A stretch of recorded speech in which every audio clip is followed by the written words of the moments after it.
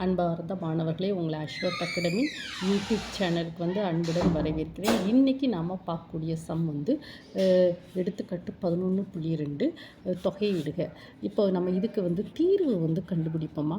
First நம்ம இதுக்கு உண்டான ப்ராப்ளம்ஸ் இந்த இன்டகிரேஷன் ப்ராப்ளம்ஸ்க்கு வேண்டிய எல்லா ஃபார்முலாஸும் என்னுடைய யூடியூப் சேனலில் போட்டிருக்கோமா. நீங்கள் அந்த ஃபார்முலாஸை நல்லா தரோவாக படித்த பிறகு இந்த மாதிரி ப்ராப்ளம்ஸ் நம்ம ஈஸியாக ஒர்க் அவுட் பண்ணலாம். ஃபஸ்ட்டு ஒன்று integral of 1/cos square x dx. 1/cos square xனால் என்ன வரும்? Secant square secant square x dx. Secant square x டிஎக்ஸ்க்கு ஃபார்முலா என்னது? tan x plus C.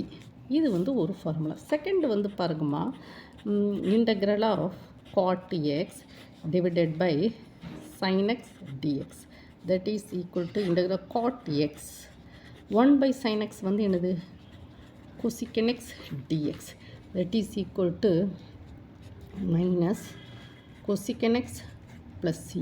The next third integral of sin x divided by cos square x that is equal to dx போடும். dx that is equal to 1 sin x by cos x into 1 cos x. இந்த cos square x இப்படி பிரித்து எழுதுகிறோமா. that is equal to integral sin x by cos x என்னது?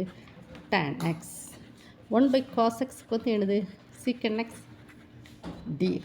அப்போ that is equal to secant x dxக்கு formula என்னது? secant x plus C. இதெல்லாம் டைரெக்டாக உண்டான ஃபார்முலாஸ் தான்மா. அதான் so integral of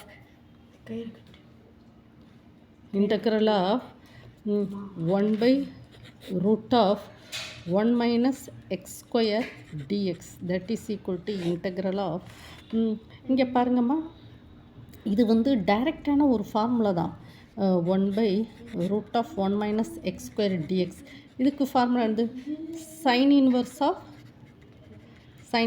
of x plus c. ஓகேவாம்மா. இதெல்லாம் என்னது? இதில் நம்ம டைரெக்டாக எல்லா ஃபார்முலாஸும் தரோவாக படிச்சிருந்தா இந்த மாதிரி இன்டகிரேஷன் ப்ராப்ளம்ஸை கரெக்டாக நம்ம ஒர்க் அவுட் பண்ணிக்கலாமா. இந்த வீடியோ உங்களுக்கு பிடிச்சிருந்தால் லைக் பண்ணுங்கள், ஷேர் பண்ணுங்கள், சப்ஸ்கிரைப் பண்ணுங்கள். Thank you student.